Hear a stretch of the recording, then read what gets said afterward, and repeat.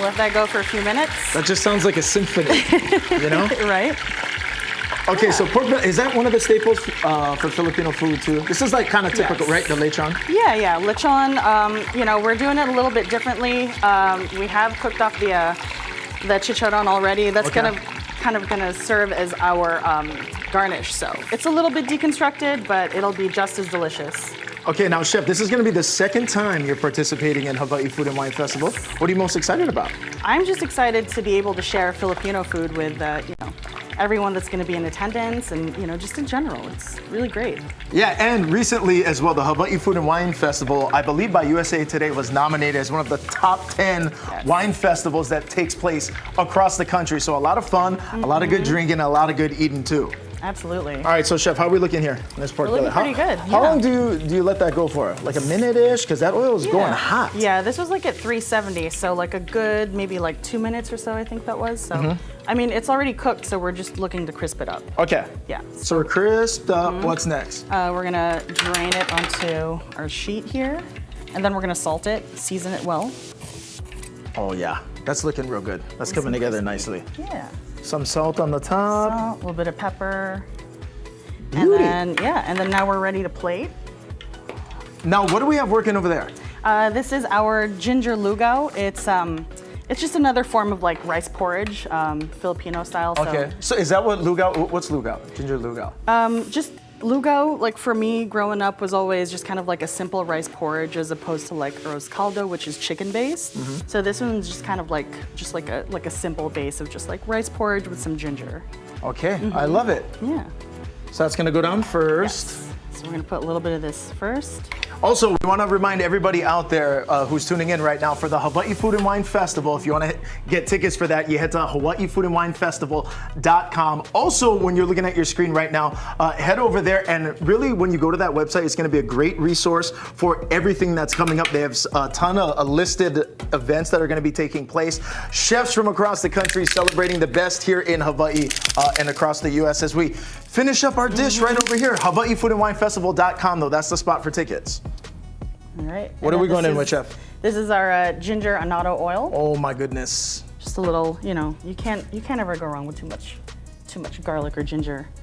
And then just a little bit of scallion for freshness, and that's it. Chef, that is looking good. I'm gonna get a chance to taste that coming up here in a bit, but we're gonna continue right now talking about some of the best in Hawaii.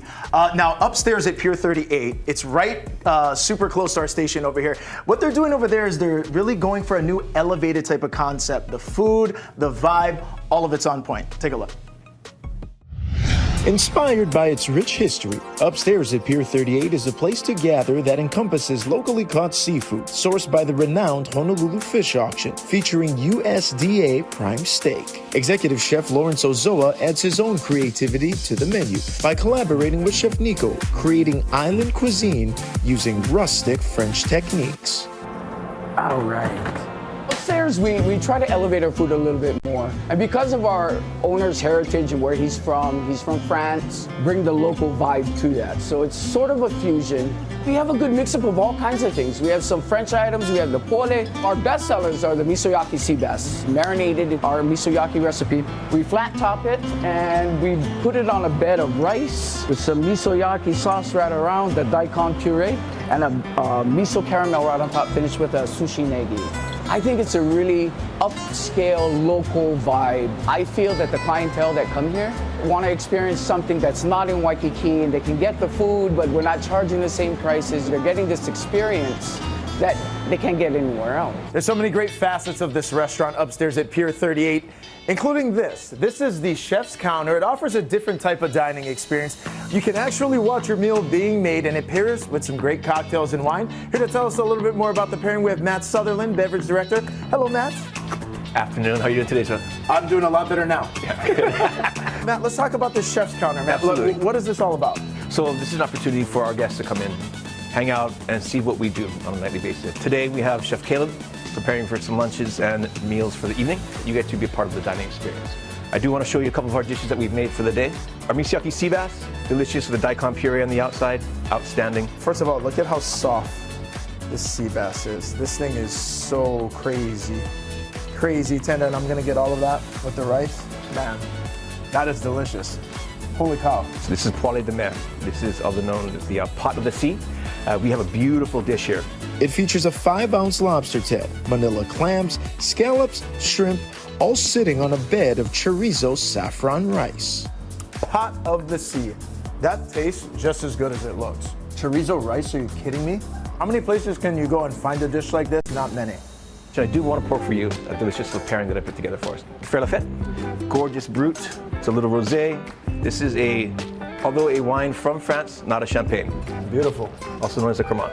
And what are we pairing this with? Is this going to go with the miso-yaki sea bass? Glad you asked. Both. Best of both worlds. So this is a little Chardonnay, Chenin Blanc, and Pinot Noir. Oh, that's beautiful. I love my job. Yeah, me too. Me too. As we talk about this new menu that's going to be rolling out here a little bit in January, what's the goal with that? We want to keep it as humble as possible. Phenomenal product. We also want to present the dishes that we can that are local in ingredient and keeping it as rustic as possible. Finding farmers that can grow stuff for us, using their talent, theirs, and then me pouring wine, cocktails for you. Recently, Upstairs was notified about a certain accolade you guys were able to achieve, Right. which, first of all, congratulations. Thanks, man. What were you guys recognized for? We recently got the Ilimo Award for Best Hidden Gem, and in honor of that, I wanted to create a beverage for that. What we created for you in front of you is a black tea Manhattan. So what I did is make a black tea from Ilima flowers, both charred and dehydrated, steeped it with the whiskey, blended those two together, and of course garnish it with a little Ilima flower. Congratulations. Thank you. Lots of things are happening Thanks, over here man. at Upstairs. Appreciate So if it. people want to come down and check you guys out, how do they do it? Highly recommend you make reservations, either through Open Table or any reservation platform, or you can go to our website at upstairs@pier38.com. All right, Matt. Well, thank you so much for having us. Come on down and check them out. We'll have all this up at hignowdaily.com. Thank you, sir. Cheers. Cheers, man. Yes. All right, now based off of what you've seen so far, I promise we do more on this show than just eat. I swear, even though coming up after the break, we're gonna be back in the kitchen with Chef Ria, and we're gonna be talking more about Peso Neighborhood and Lumpia Bar, Ono Filipino food. You're watching High Now Daily. We'll be right back.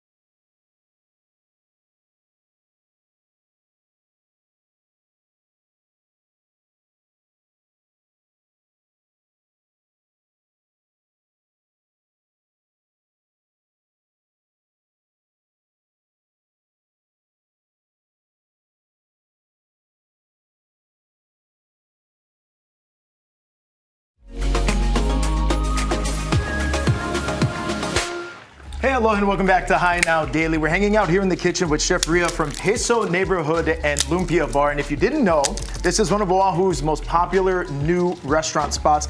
In fact, Ilima Awards just named you guys Best New Restaurant. Congratulations. That's right. Thank you. What does that mean to you? Because you just opened up. I mean, it's very exciting considering we just opened up, but you know, that just goes to show you like all the hard work of, you know, the entire staff is paid off, so. Okay, absolutely. Okay, so peso translates to what? It's the name of the currency. Okay. Currency over there in the Philippines. Yes. Gotcha. Yep. Okay, so peso, let's talk overview right now. The menu, the food, the vibes, what's it like over there? So it's what we serve is nothing like your grandma or your Lola is gonna make. We are doing Filipino American food that's a little bit modern. So foot in the past, foot in the future. So we've kind of got like the taste that we are all familiar with, which just might not look like like stuff that your parents have made. Essentially, yeah. More elevated type of Filipino food. Is that what we're talking about here? Little of this, little of that? A little bit of everything, yeah.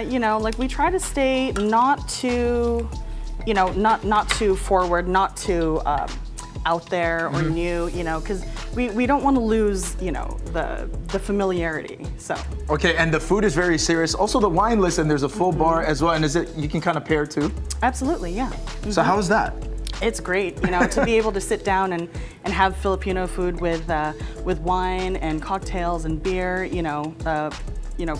well paired with it, it's great. Okay, so Chef Rio, I want to go back to the dish that you actually Yes. prepared here for us right now. This is the one that's going to be featured at the Hawaii Food and Wine Festival. Tell us about it one more time as I dive in. Can I go on this one? Actually, here, let me finish it for you. Okay. So it's a ginger lugaw. We have our crispy pork belly lechon kawali, and then we're garnished with garlic annatto oil, garlic chips, and some scallions. Gosh, this thing is incredible. yeah. And as I said, gang, there's still tickets available. You got to head to Hawaii foodandwinefestival.com for those. And then if people want to check out Peso, Chef, check you out and all the great creations you guys are making at the restaurant, what's the best way for people to do that? Best way, you can look us up online or call the restaurant. Yeah, we are in Ward Village, in the old Piggy Small Space. People tend to familiarize with that a little bit more, but yeah, we're right on the corner, street facing. We're open for lunch, happy hour now, and dinner, of course, and brunch on the weekends. Yeah. Okay. Chef, Yes. this is crazy good. You guys should put this on the menu. Like the porridge is so good, I could eat the porridge by itself. Absolutely. Yeah, it's great Holy eating smoke. and drinking food, so it'll be perfect for tomorrow. And the lechon, it's like crispy, soft, and the taste is just so good. Yes. It's on point, Chef. Thank you so much. All right, so go ahead and check out Chef Rael. She's at Peso Neighborhood and Lumpia Bar, and also you can check her out at the Hawaii Food and Wine Festival as well. You're watching High Now Daily. Go get this. We'll be right back. Crazy good, Chef. Thank you.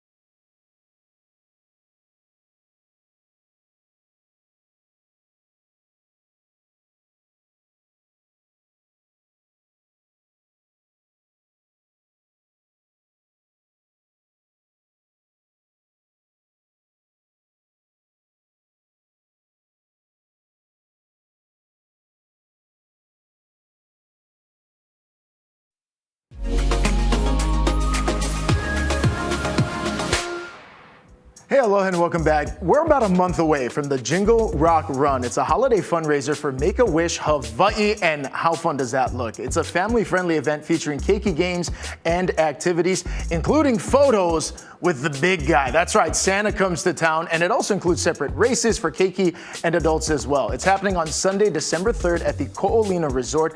The race kicks off at 5 p.m., and you can register as a group or as an individual at their website, jinglerockrun.com. Prizes will be awarded to winners in categories like most festive costume and more. So make sure you dress to impress. It's gonna be a lot of fun. Hey, have you heard of Foodland 5? It's an incredible concept launched by Foodland where you can take 5 ingredients and have a meal on the table in no time, from dinners to even desserts. Rachel's gonna show you how to make pumpkin mochi. Take a look.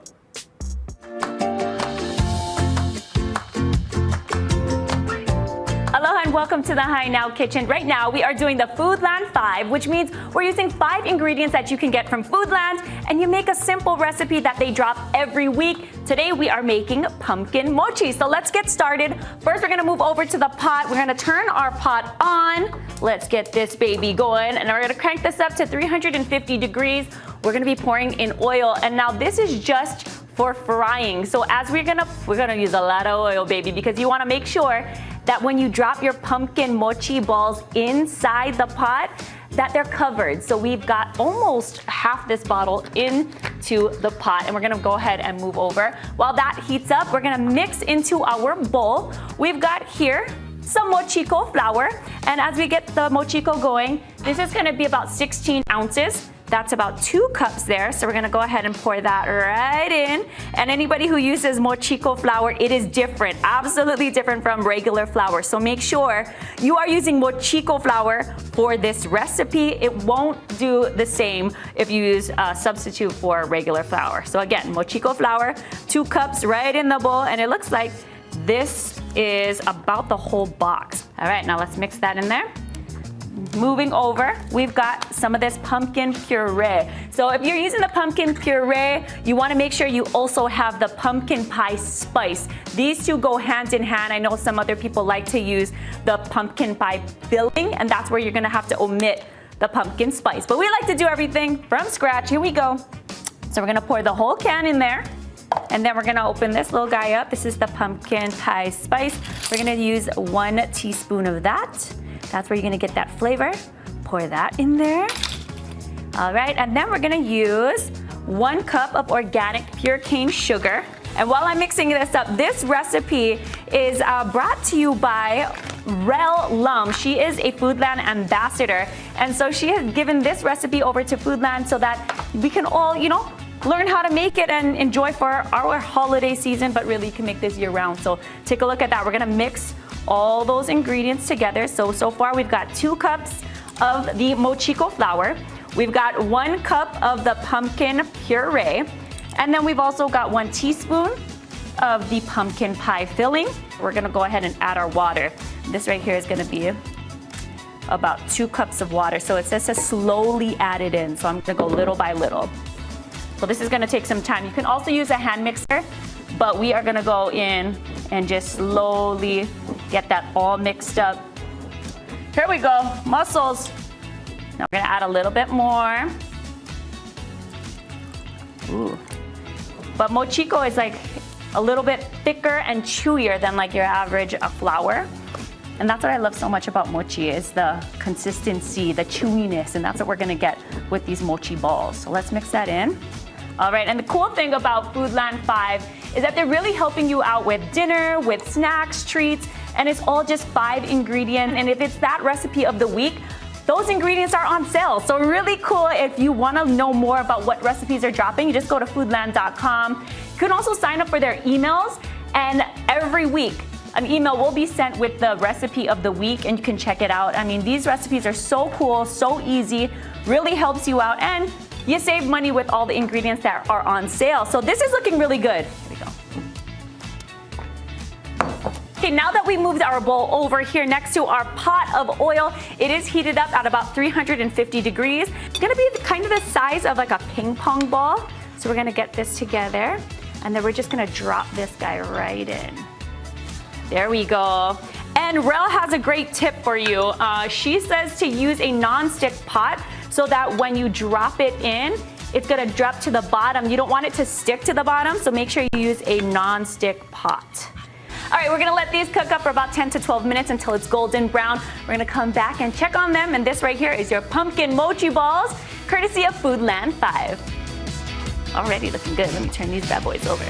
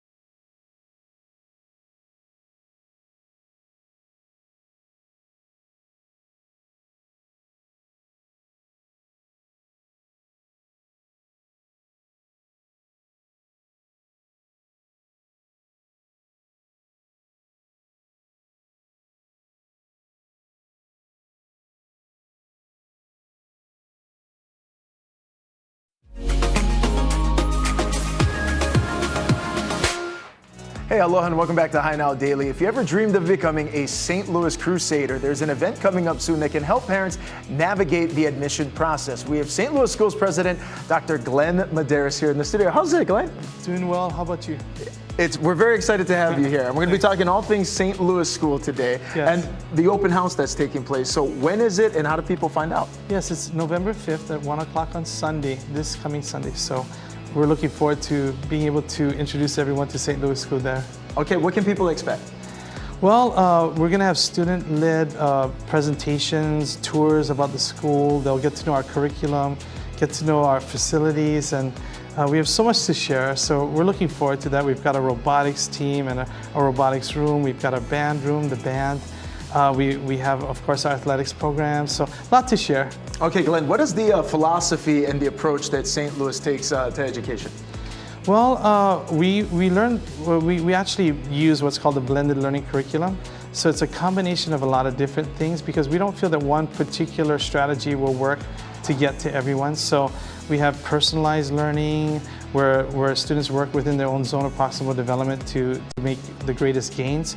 We also have INA-based learning where students work on the Palolo Stream and other areas on campus so that they can learn about the different things out in nature and helping them connect that to other things they're learning. We have global learning where we have kids travel around the world and have video conferences with different people across the world. And so we have a lot of different strategies that we use, and our teachers are given sort of a toolbox that they can utilize to be able to reach everyone. Now, and a lot of them very long tenured faculty and staff Yes. over there at St. Louis School. And the athletic program is something that has had a tremendous amount of success. Yes. And something that a lot of people are familiar with. But besides the athletic programs and all of the great successes that come with St. Louis School, Yes. the education programs and everything else that's taking place, you have a robotics that's competing nationally. Yeah, there are a lot of strong robotics teams across the state, but in particular, it's been really nice to be at St. Louis School because whenever we enter a contest, we're usually really up there, and I'm so proud of the students, and they've won so many contests. They've won internationally and nationally, and I'm really proud of them. But we have a lot of things happening. In general, our kids are doing really well academically, and I think in part because of people like Marcus Mariota, who came to St. Louis School and was not just a good athlete, but also great in the classroom, or Tua Tagovailoa, who also did well in the classroom. Both of them graduated in college in 3 years, so not a lot of people know that. And our kids are trying to emulate them. Not everyone is at that point, but if you talk to a lot of even our athletes, they'll tell you, oh, I have a 3.5, and they take a lot of pride in the fact that they're doing well academically too. Absolutely, and role models like Tua and Marcus, I mean, Yeah. you can't think of better people for our Keiki and Hawaii to be looking up to. Great on the field, Yeah. great in the classroom, great in the community as well. And oftentimes when you talk to these guys, graduates of St. Louis School, that brotherhood is Yeah. something that they talk about really for a lifetime. I graduated from Kauai High School, so I'm a public school student, but I can appreciate the experience. My son graduated in 2018, and thanks to the education that he got, he works today as a civil engineer, and I credit a lot of that to St. Louis School. The brotherhood is real, and I think it's because I remember when I was in school, we were very close in middle school. Then once we all started having girlfriends, we kind of weren't as close. At St. Louis School, of course, they just have each other, and they have their friendship, and they really grow close. And it's nice to see that. Even amongst the alumni and the current students together, we have several programs where we have them do things together. And especially when we started the elementary school, you can really see it where their older brothers go down, they read to them, the kids really look up to them. Our players will do autograph sessions for them. So it's a nice thing, but the brotherhood is definitely a real thing, and it's nice to see. Absolutely. Mahalo for being here, Glenn. Thank you. And don't forget to learn more about the brotherhood. Check out the open house is taking place this weekend, November 3rd, and we'll have all this up at HiNowDaily.com. All the information is listed right there on your screen. Excuse me, Sunday, November 5th will be the open house. You're watching Hi Now Daily. We'll be right back.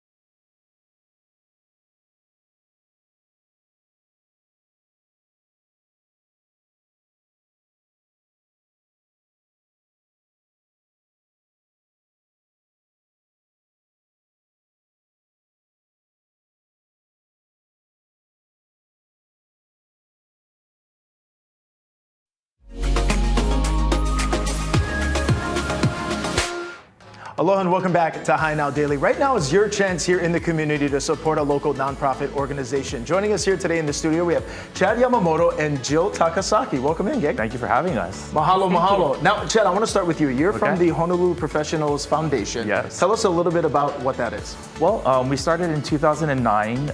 Basically, it was a group of young professionals wanting to get together and just make a difference in our local communities and try to make Hawaii just a little bit better place for all of us. Okay, now speaking of that, continue to support our community. There's an event coming up, right? Tell us about that. Yes, next week, Thursday, we have our annual Party for a Purpose that we're bringing back to Waikiki. And this year, we've selected Hawaii Literacy, and our partners there are doing such great work in our local community.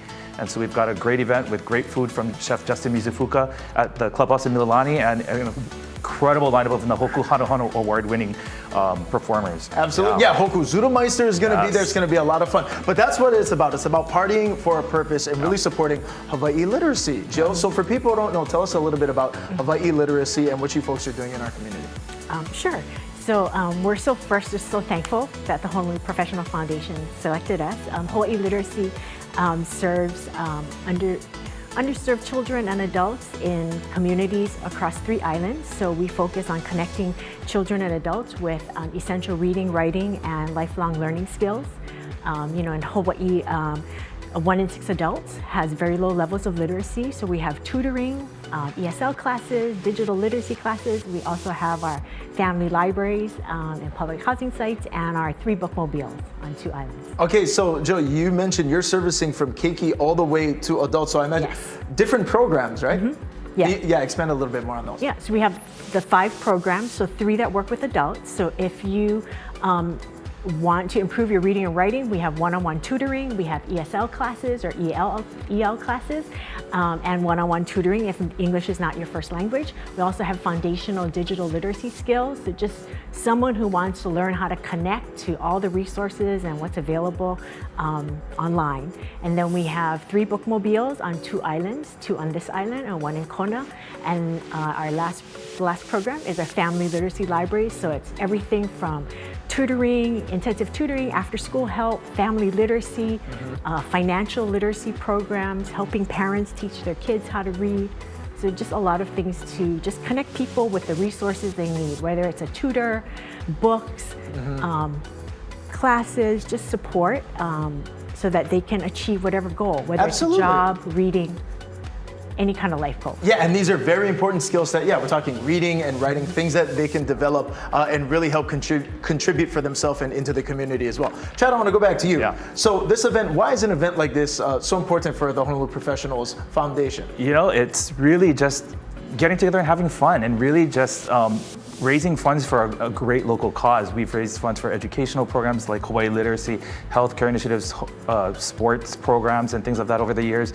But really, it's just getting professionals together to meet one another, enjoy some great bites this year from Chef Justin, and just really enjoy some great Hawaiian music in a small, more intimate setting than we're used to. And it's really just having a great Thursday night and partying it up and just enjoying each other's company. For a great purpose, that's what it's all about. And Joe, I want to go back to you really quickly. If people want to support Hawaii Literacy beyond the Party for a Purpose that's taking place, how can people do that? Yeah, so check out our website, hawaiiliteracy.org, or we follow us on Facebook, Instagram. Yeah, on all the social media platforms. All the social platforms. Absolutely. And then Chad, for Honolulu Professional Foundation, to date, how much have you folks raised in terms of giving back to the I think the number I last heard was over $300,000, almost $400,000 since our inception, and it's it's small amounts that add up and really just help a lot of local organizations do what they do and making Hawaii a much better place for us. Absolutely. Well, mahalo for that. Chad, real quick, how do people get more info about Honolulu Professionals Foundation and help and get tickets? Visit us at honoluluprofessionalsfoundation.org and be sure to buy our tickets on our website and just learn more about us if you guys want to come out and just help us out and support. Awesome. Okay, Jill, Chad, mahalo. Thank you so much for being here. Thank You're watching you. Hi Now Daily. Don't forget, it's Party for a Purpose. We'll have all this up at hinowdaily.com. We'll be right back. Thanks, guys. Thank you.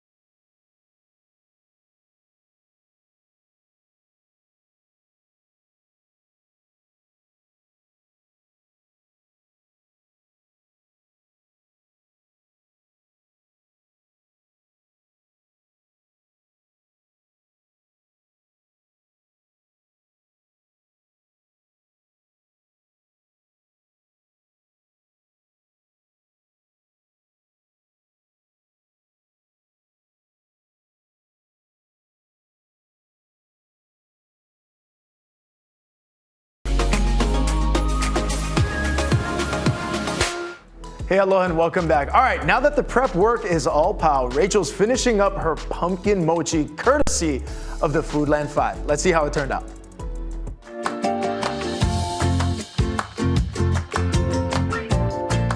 In the kitchen with our Foodland 5, we are making pumpkin mochi courtesy of Rel Lum. She is a Foodland ambassador, and what we did was mix again 5 ingredients. We have the mochiko flour, we've got the mai ka'i pure cane sugar, we've also got the can of the pumpkin puree, and of course our pumpkin pie spice. We mixed all of that into some water. And then we measured it out to a couple of ping pong sized balls, dropped it into this oil. It's at 350 degrees, and we've been cooking them for about 10 to 12 minutes. And now we're gonna go out and place them. These are looking so yummy. Wow. The fun thing about Foodland 5 is that they get their recipes from all over. This is from their chefs that are in-house, also from their customers and partners who love to come in and shop. So go ahead and check out foodland.com. This right here is the pumpkin mochi balls. We're gonna let it cool down just a bit before we dig in. Okay, the moment we've all been waiting for. We're gonna try some of these pumpkin mochi balls. I'm gonna pick this one here. Oh, piping hot. Woo! That is so good. It's crunchy on the outside, really hot and chewy on the inside. This is a must try. Pumpkin mochi balls. But you know, if you really want to take it up a notch, add a few extra, I would suggest some chocolate drizzle or some powdered sugar. That would be good. But I think another good one would be a cream cheese frosting. You can really do anything with these pumpkin mochi balls. They're so delicious. Try it out for a family party, for a get together with the friends, and of course, the kids. I promise you, they're gonna love it. Now, I'm gonna go ahead and share with my coworkers. You're welcome, coworkers. See you later. Wow, that looks really good. And speaking of really good, as one of Hawaii's oldest and most iconic local bakeries, Diamond Bakery is continuing to innovate while keeping that same nostalgic feel. Our McKenna Maduli went behind the scenes of the operations with a special guest. Take a look.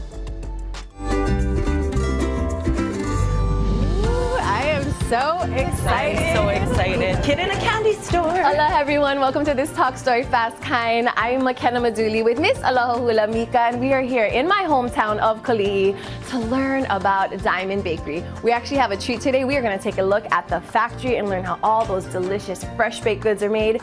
But should we take a look? I think we should stop here first. Can we? Let's take a look. Okay, wait. First of all, can I just say this is all of our childhood in Hawaii? It really is. Are you a royal cream or a soda cracker girl? It depends on the occasion, but I gotta go royal cream. Okay, I cream. am soda cracker all the way. Diamond Bakery soda crackers is my jam. There's Kona coffee royal cream. This is my grandma all rolled into one cracker because the smell of coffee in the morning and cream crackers. Oh, grandma, this is grandma right here. Let's get her some. Shall we go see how this is all made? Let's go. I'm saving this on the side. Up first in the factory process is the dough. I'm pretty sure they won't give us the secret recipe, but here's what makes Diamond Bakery unique. This is the layering process. So you know that crunch you get like every time you bite into the Yes, yeah? distinct crunch. Distinct crunch. It's 4 layers. You get that layer of crispiness. That's the secret. That is the secret. Oh my gosh, it's baking right now. Okay, this is the Kona coffee one. It doesn't get much fresher than this. Diamond Bakery, baking with aloha for over 100 years. Can we please try some of these? Yeah, absolutely. Hot out of the How oven. lucky are we? Oh, it's nice and warm. There's that crunch. So good. That's that layer process. Okay, fun fact, they cook 10 million pieces fresh here in Diamond Bakery. No way, every that's week. amazing. All for us, people of Hawaii. And to share, you want to try one? Oh, yes. So wonderful. Made fresh here in Hawaii. You guys stock up on your Diamond Bakeries today. So ono ya. So ono. Oh, I love it.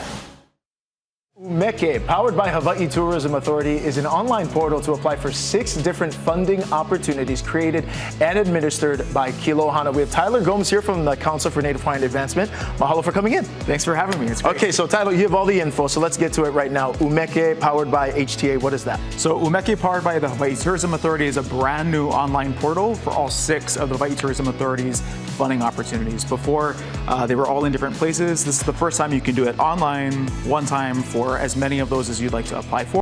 And it's open to nonprofits. And then one program in particular, Signature Events, is also open to for-profits. Okay, how did we arrive at the name umeke? What is the origin behind that? Sure, as you know, in Olelo, Hawaii, umeke is a calabash or a gourd. We've got umeke poi for poi, huevai for water. So in the idea of it being a calabash or a source, HTA really thinks of this as an opportunity for people to come to all of these funding opportunities in one place. Okay, that makes sense. I like that, umeke. Let's talk about the deadline. When can people apply for umeke? So you can go to umeke.kilohana.com to apply. The deadline is Monday, November 13th at 11:59 p.m. Hawaii Standard Time. And if you want more information about each of those 6 opportunities, you can go to kilohana.com. Okay, Tyler, let's get into resort area Hawaiian culture initiatives and who should apply. So Resort Area Hawaiian Culture Initiative is specifically for organizations providing authentic Hawaiian experiences by culture practitioners, either in music or in any other sort of practice, and in the resort area specifically, and that's statewide. But for this year alone, because of the wildfires on Maui, we've expanded it, so there are 2 programs, a statewide and one specifically for practitioners on Maui who have been displaced because of the fire. Okay, Tyler, let's talk about Kahu Aina program, because that was recently a rebranded initiative, yeah? That's right. So the old program was called Aloha Aina. It deals with land stewardship and really organizations that promote that Aina Kanaka connection. And so it's been renamed as Kahu Aina. Okay, now, Tyler, why is a program like Umeke and what's taking place with that so important? Even here on Haina, we've been able to see more and more, whether it's Waikiki, whether it's other very popular destinations that our friends from the mainland like to come and visit. We're really taking that step forward to educate and let people know Hawaii is much more than Mai Tais and sunrises. That's right. You know what? Sand, sun, surf, you can find that in a lot of destinations. What you can't find is our culture, the Aloha spirit, the events that make up all of our community. And so there are so many events that I think we're all familiar with. And really, when people ask that question of, well, how does tourism benefit the state? Umeke is a great example of how tourism dollars go directly to community organizations to put on the events that we know and love and share with the visitor community. Now, you're here on behalf of the Council for Native Hawaiian Advancement. Kilohana, for people who aren't even familiar with the work that Kilohana and you and everybody working hard is doing, let's educate the visitors and people at home watching. Yeah, Kilohana really is it's a step forward by the Council for Native Hawaiian Advancement to look at how can we reframe the way we approach tourism? How can we make it more regenerative, less extractive? How do we uplift our communities in particular? Tyler, plenty of information. CNHA does a lot of events.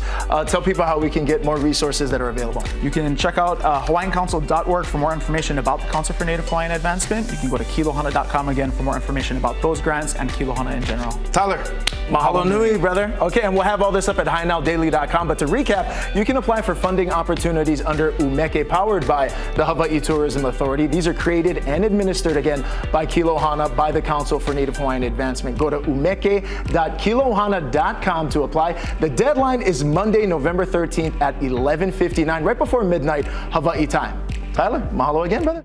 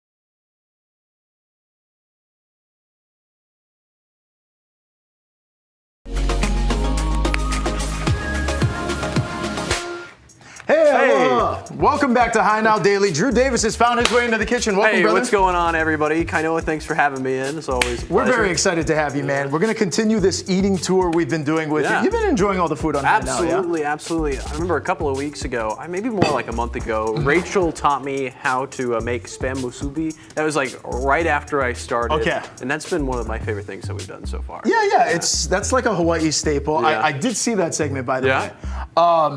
Yeah, that was not bad for musubi. This one today is actually going to be even easier. Okay. What do you know about this guy right here? Super popular here in Hawaii. This is a Gotaberg. Gotaberg. Yeah. Okay. You said this is popular in Kauai, right? Yeah, Kauai, they're real popular for these. They do them very similar. It's kind of like a musubi style situation. But what we're gonna do today, and again, mahalo to our friends over there at Foodland. Foodland has everything. Dude, I love Foodland. Right? I get a poke bowl and everything. I go shopping there. Fried chicken. Yeah. Gotaberg. So they got all kinds of good stuff. So what we're gonna do today, this is like very nostalgic Hawaii style. This is like picnics, after school refreshments, halftime, you're playing your soccer game. This is the kind of stuff parents roll up with. We're gonna be doing, we call them saucers. Flying saucers. Flying saucers are almost kind of like a UFO situation of great rice, furikake, and Gotaberg is kind of like the star of the show. So we're gonna get into it right now. And what's great too, super easy to make, super simple. So what we're gonna do first is we don't need this whole thing. We're gonna save some for the coworkers later. But so you're just gonna take this and we're gonna slice. We're gonna come right down here and we need just about inch-ish and a half of slices. There you go. That's one right there. And what's nice too is when this cooks in the pan, what's gonna happen is it's actually gonna kind of like almost gonna kind of like curl up. So it's gonna curl up, and what it's gonna do is kind of make like a nice little bed for this bed of rice. Boom, that's gonna go right on top. And then we're gonna put the other one on top of it, kind of like a sandwich, kinda? Absolutely, yes, I was gonna do that, yeah. So this is, like I said, super nostalgic over here in Hawaii. And we're gonna go. Okay, so I got some. You wanna finish slicing up the rest? Okay, yeah, I got you. Okay, so there we go. So for those of you who don't know, Gotaberg sausage, it's Swedish actually. A lot of times made up of beef and pork, which is what we're working with. What we're working with right over here. Here we go, and we already got our pan heated up already, good to go. Okay, let's go here, guy. It's already smoking over there. Yeah. Get this off. Okay. This one's going great. Both of the segments where Rachel and now you have taught me food have gone absolutely wonderful. Have they gone wonderful? Yeah, absolutely. No problems whatsoever. No problems whatsoever. We're gonna jack this thing up. Whoa, it's getting smoky. Okay. Okay. Gosh, we are just killing it in here, and it's smelling really good. I'm gonna pull this off. Maybe the heat's a little bit too high. So we're gonna cook this on the side over here. Get the smoke off the camera. Yeah. We're gonna get the smoke off. Okay. Whoa, this pan is, okay, actually, it's smoking crazy right now over here. Keep slicing. I got a bunch. You want me to finish them off? Yeah, finish them off. All right. I'm gonna continue flipping these over here. Okay, there we go. We got some oil here working, and we're gonna get these nice and brown and kind of good to go here. Okay. Let's make sure it's not getting crazy smoky. Okay, we're good. Okay, so we're browning both sides. We got about a minute left. Okay. These are actually gonna work out. I think that they look good. Are they good now to make the flying sausage? Yeah, just about. Okay. So that's kind of the situation we're working with right over here. Okay. Crazy smoky. Okay, so we've got these over here. So what we're gonna do now is we're gonna go rice right on top, my boy. All right. We're gonna go this situation here, almost kind of like a handful here. Is that working for you? Yeah. Here you go. 46, and we're just gonna go boom, right down Broadway. Bada And bing. put the furikake on there? Furikake right on top, man. All right, there we go. And you, my friend, have just done it. Now, like you were saying, you could go even like sandwich style. Oh, okay. So and what you got here is a great snack. A little bit of rice, a little bit of Gotaberg. You can get after it, man. All right. We doubled up. We went double on that one. We went top and bottom. That was good. Yeah? Not bad. This is great. I say it's 10 out of 10. Go to We're go to great. Foodland and go get it.